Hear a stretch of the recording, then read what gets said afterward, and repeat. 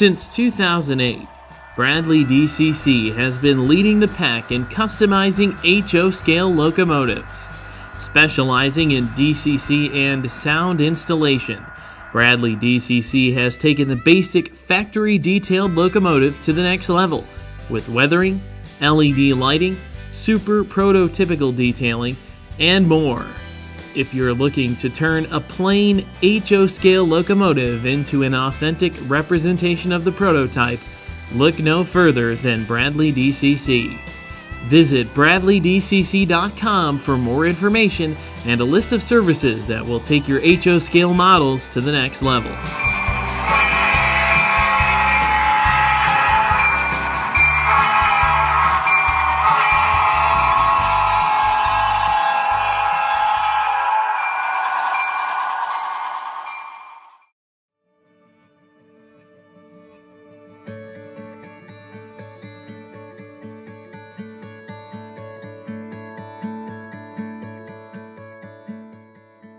Located in central Michigan, Saginaw is home to the Lake State Railway. Once a town that was dominated by 3 Class I railroads, Saginaw is now an important hub for the state's Shortline railroad market. Between the Lake State Railway and Genesee and Wyoming's Huron and Eastern Railroad, Saginaw Yard is a busy place. Throughout the week, the Lake State operates several daily trains that originate from Saginaw, interchanging with the Genesee and Wyoming and CSX transportation in Flint. 2017 marks the 25th anniversary for the thriving Lake State Railway. Founded in 1992, the company has been changing the way freight rail is moved throughout central Michigan. Though the company strives to modernize and operate efficiently, they also embrace and preserve some of their rich company heritage. This practice is evident in that the railroad still uses the former Pere Marquette Roundhouse as a maintenance facility.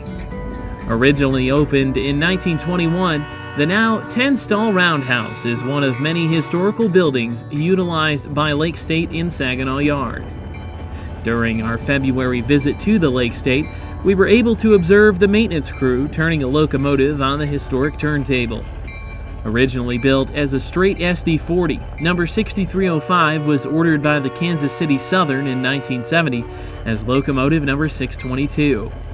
After trading hands between KCS, Sioux Line, and 2 leasing companies and being upgraded to the Dash 2 status over the years, now wearing the company's vibrant new paint scheme, the number 6305 is a fine example of Lake State's well-maintained and polished roster full of VMD workhorses.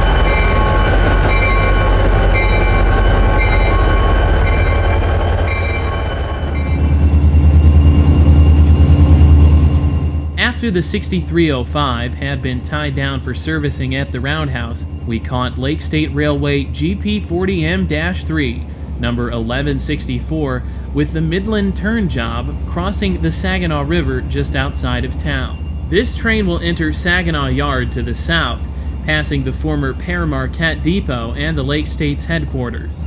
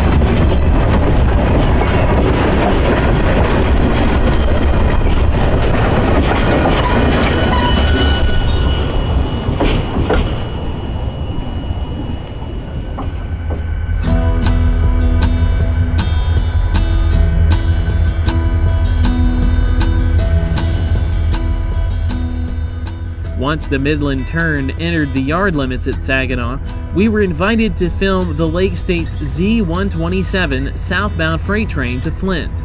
This train is a daily turn job that interchanges with CSX. Back in the back. Yep, I'm the clear, drop that 3, head for that rollback. Hey, clear, drop 3, go ahead, 3 or 4. At the throttle is engineer Rich JOLES. A new face to railroading after a sudden career change, engineer JOLES enjoys working for the Lake State Railway and was holding the engineer spot on the Z127 at the time of our visit.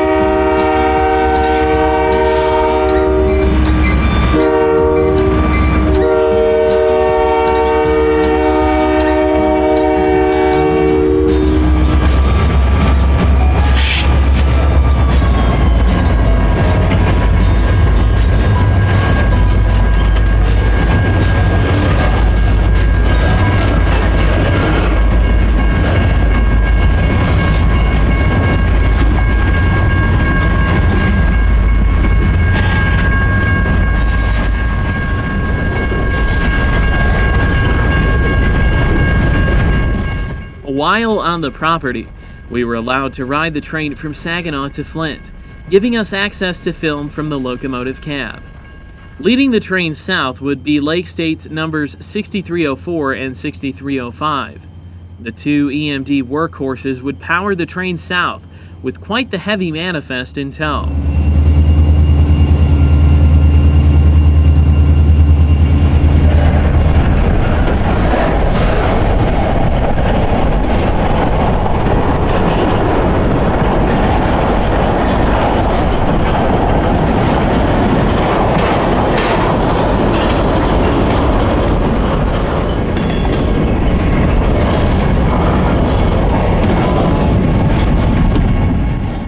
The train slowly eases out of Saginaw Yard at a steady speed of 10. Once the train is out of yard limits, engineer JOLES will throttle up to 25.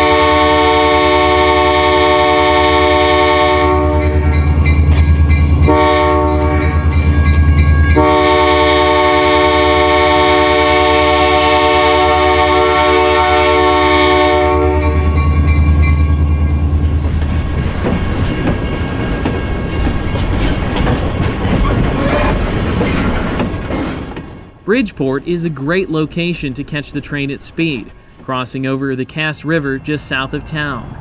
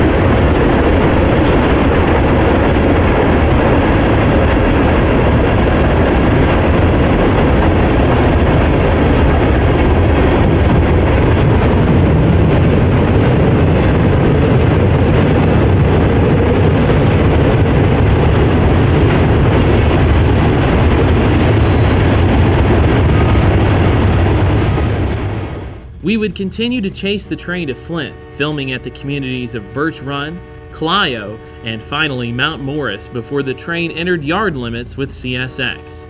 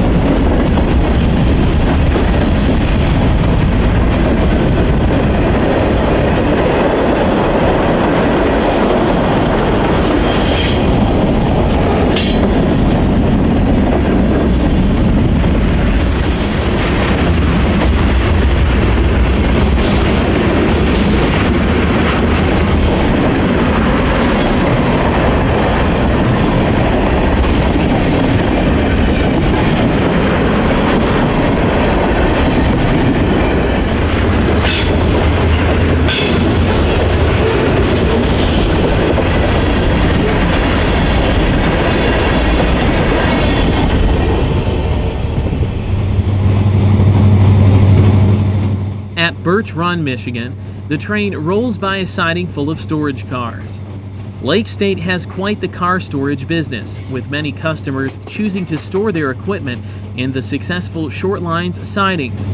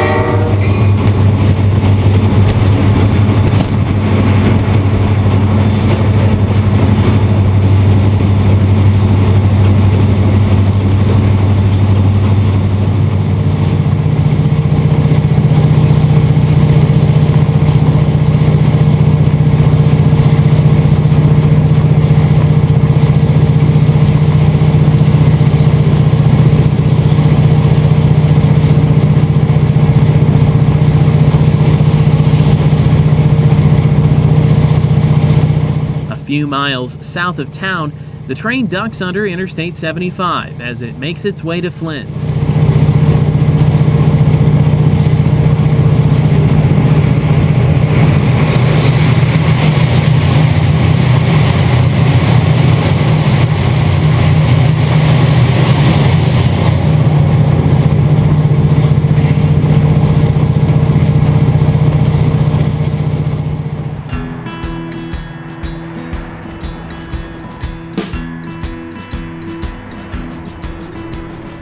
CLIO is another typical central Michigan small town.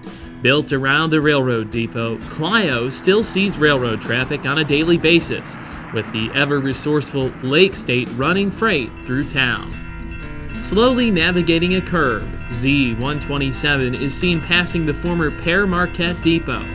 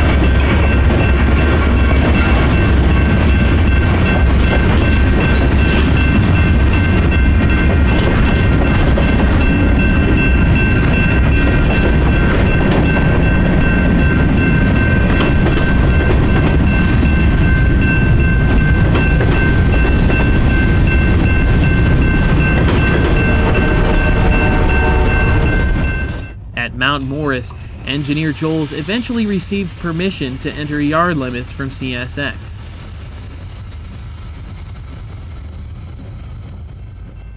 We would film the train rolling around a curve as it went through town.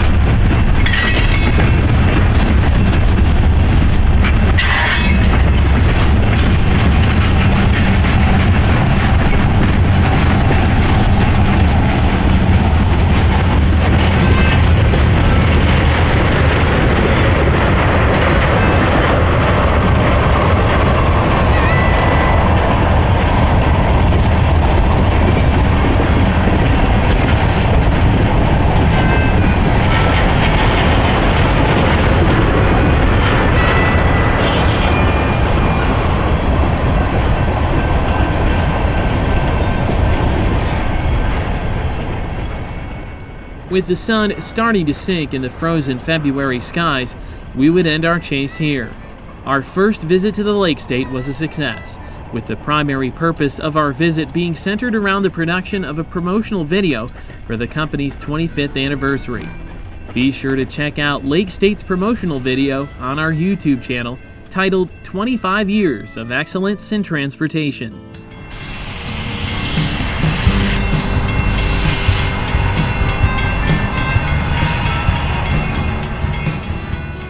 On June 8th, we found ourselves in Saginaw, Michigan once again. In much warmer weather, Lake State Railway number 1502, an EMD MP15AC, slowly drags 3 hopper cars past the company's headquarters and the former Pere Marquette depot, diverging off the line from Bay City.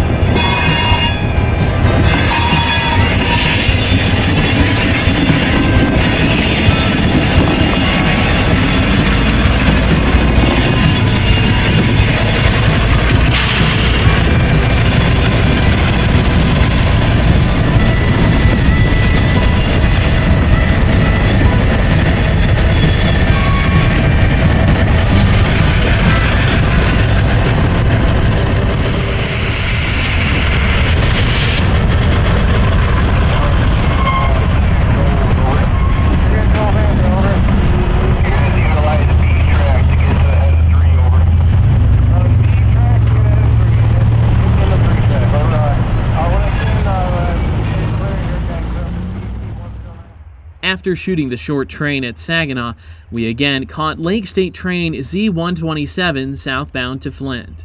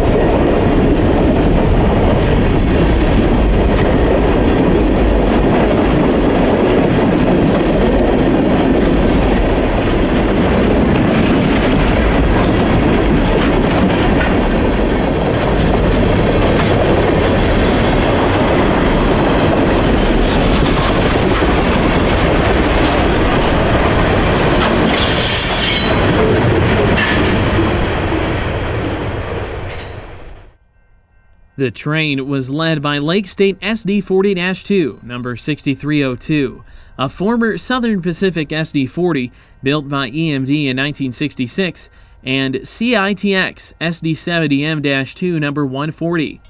Today's Z12708 is a grain manifest train that will interchange with CSX and will later return to Saginaw with inbound cars for the Lake State.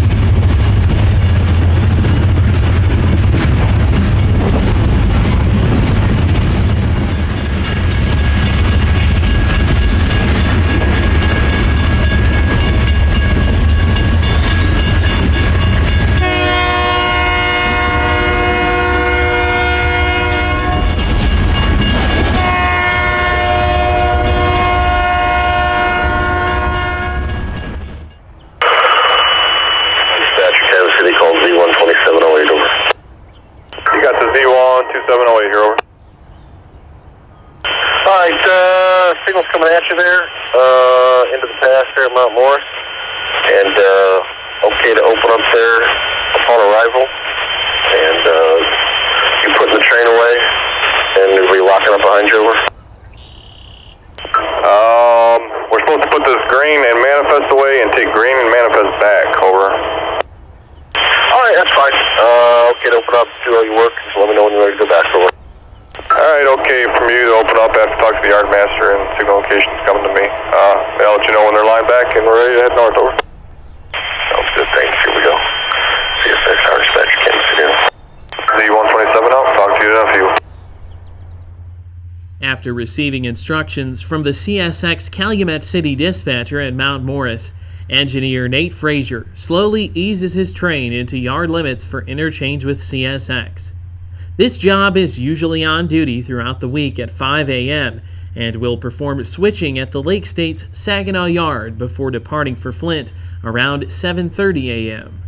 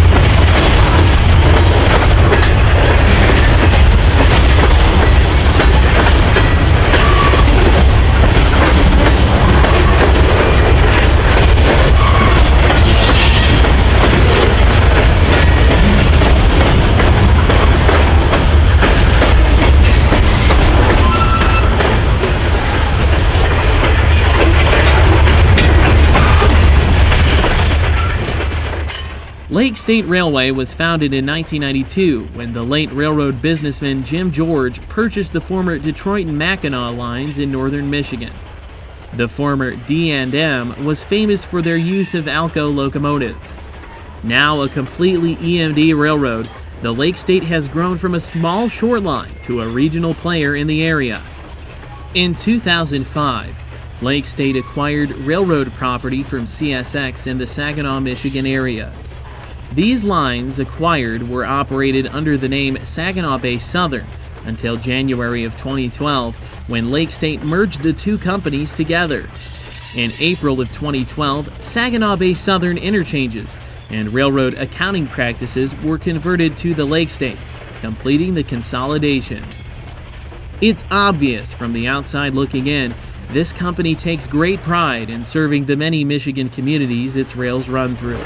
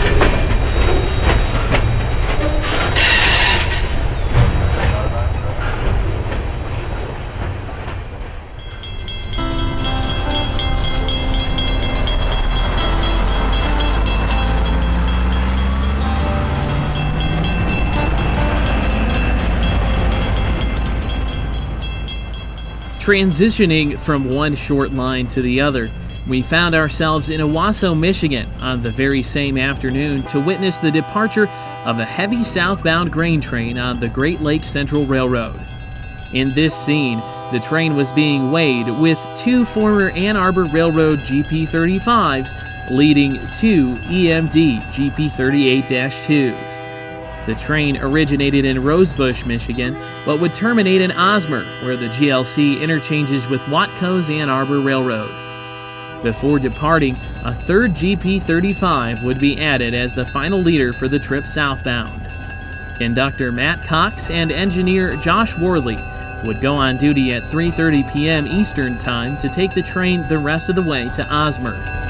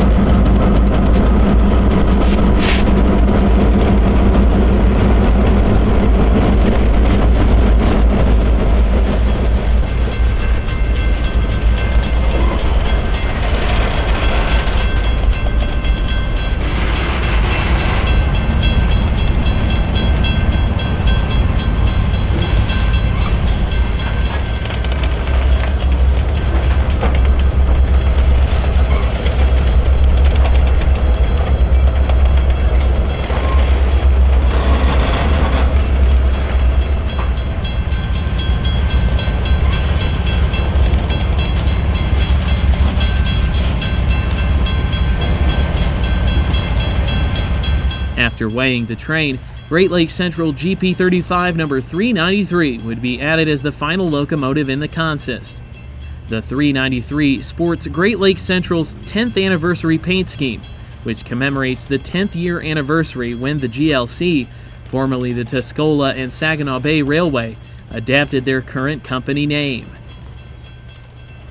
Between Owosso and Durand, Michigan, track speed is only 10 miles per hour. At Vernon, we caught the train slowly rolling over the SHIAWASSEE River.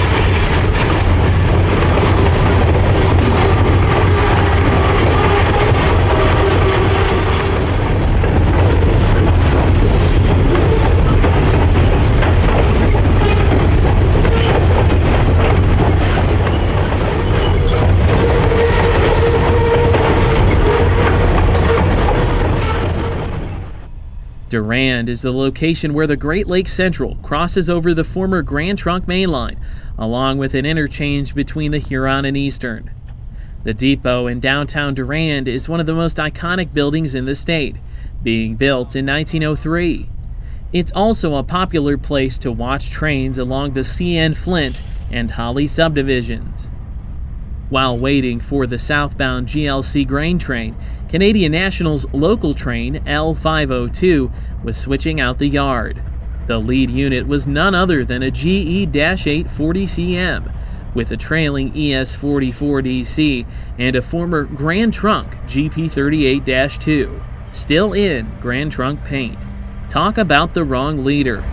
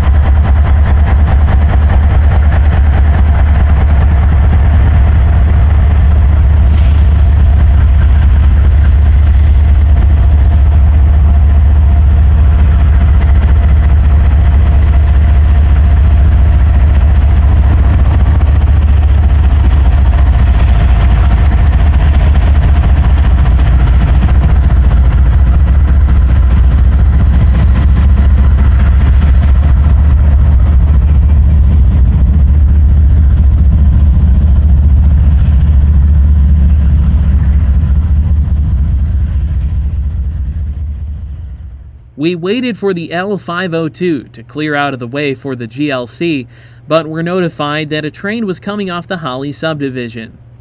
We quickly went to Newberry Road overpass upon notice, just to the west of town, to capture CN Freight Train 451 with a pair of EMD SD70M-2s leading. The wet noodle EMDs looked great with the direct sunlight on the nose.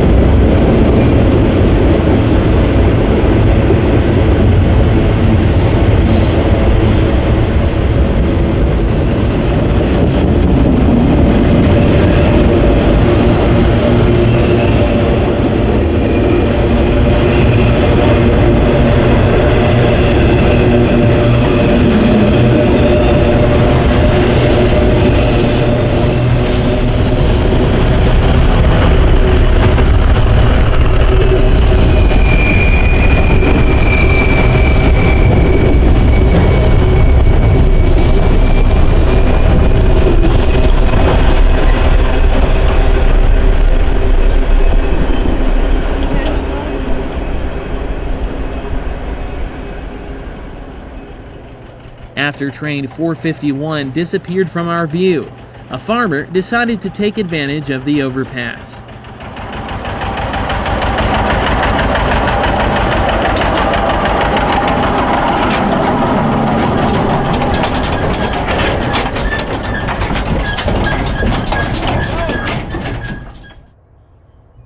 Once train 451 cleared off the Holly subdivision, the GLC used their trackage rights eastward to control point PITT, where it would diverge back onto the former Ann Arbor Railroad mainline and continue heading south.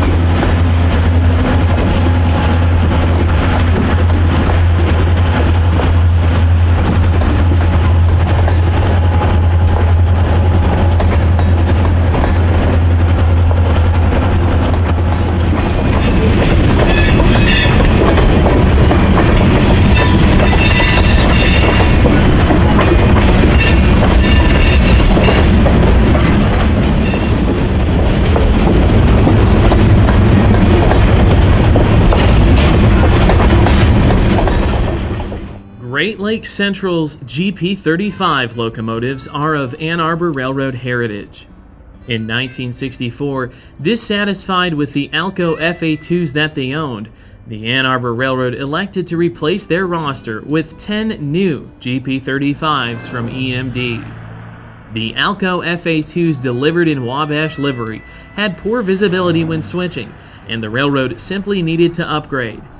At that time, EMD offered a special program that allowed the Annie and other railroads to trade in any older motive power, including Alcos, and the trucks and traction motors from those locomotives would be reused on the new EMD power to help reduce costs on the final delivery. As a result, all 10 of the Ann Arbor Railroad's GP35s were delivered with the original Alco trucks from the railroad's former FA2 diesels.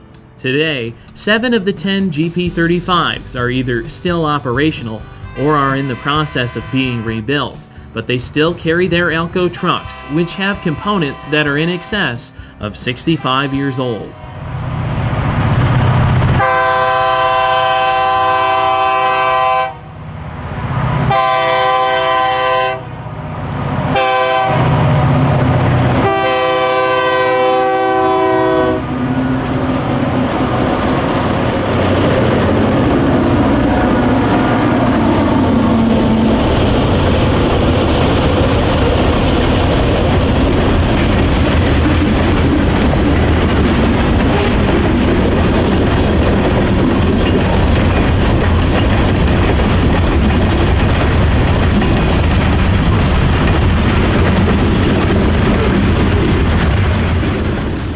Cohocton, Michigan is the next location we caught the train as it made its journey to Osmer.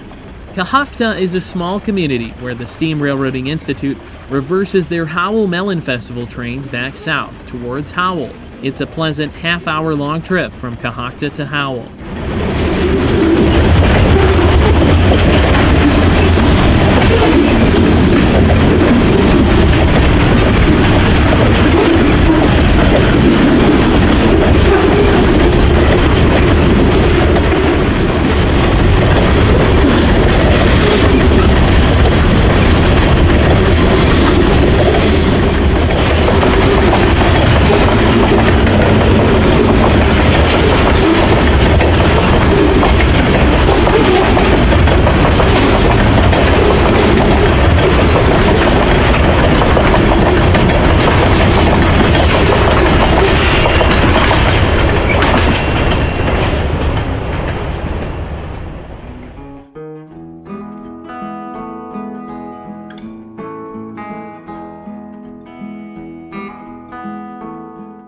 Last year, between Oak Grove and Howell, the Great Lakes Central Railroad derailed a northbound train of empty hoppers on March 13th.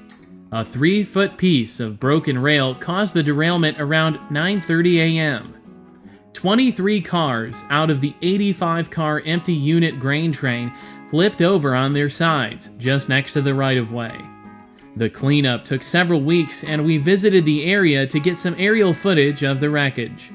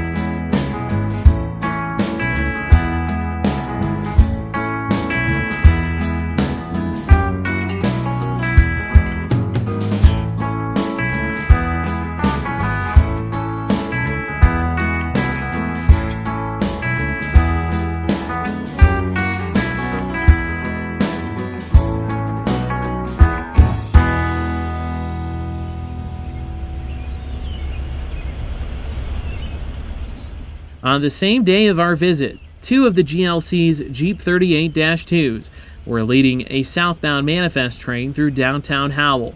With the former Ann Arbor Railroad depot in the backdrop, this made for a classic scene.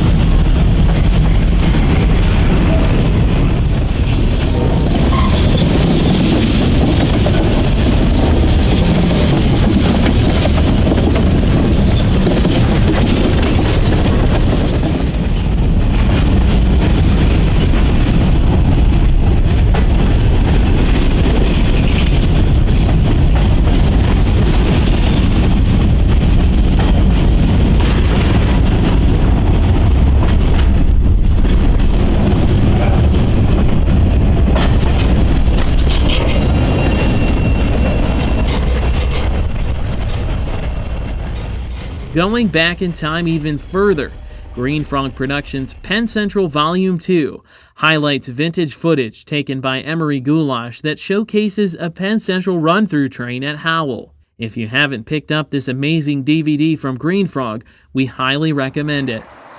We are at Howell, Michigan, on the Ann Arbor Railroad in May 1970. The Penn Central had trackage rights on a number of railroads, including on the Ann Arbor. At this time, the Ann Arbor was part of the Detroit, Toledo, and Ironton, which had been controlled by the Pennsylvania Railroad.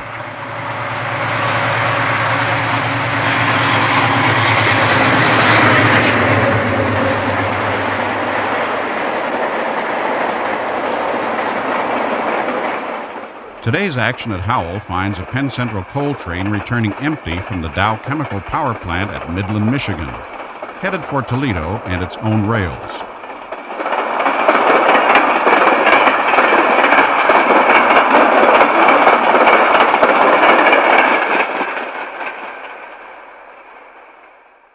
We would like to extend our biggest thank yous to Green Frog for allowing us to share these scenes on YouTube. Back to the present, we found ourselves again at the Howell Depot, but this time with much more vegetation present. Our southbound grain train, led by GLC number 393, now navigates a stretch of track through a tunnel of trees, with pollen flying everywhere on the hot summer day.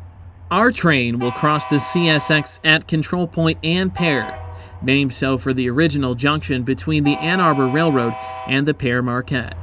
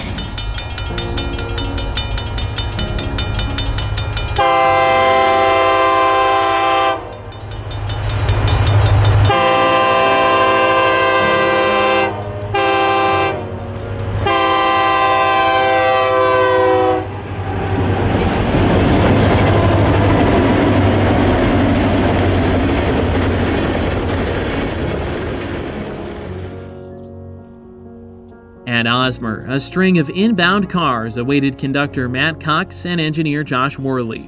The two would drop off the grain cars for Watco's Ann Arbor Railroad and then would tie on to the inbounds, making their way back to Owosso that same evening. They had several other switching duties needing to be performed on the journey back north. With the sun sinking lower in the evening sky, we decided to call it a day and head home after a fantastic afternoon on these two amazing short lines. We hope you enjoyed this brief look into two of Central Michigan's most prominent short lines.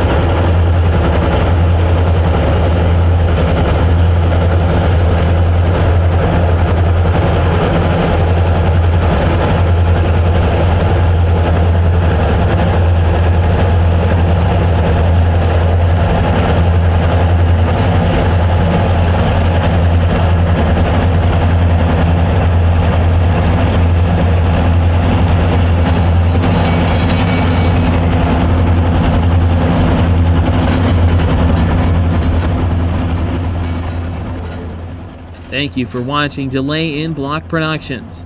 For more great shortline railroad action from the Great Lakes region, check out our Michigan Shortlines playlist and be sure to subscribe to our YouTube channel.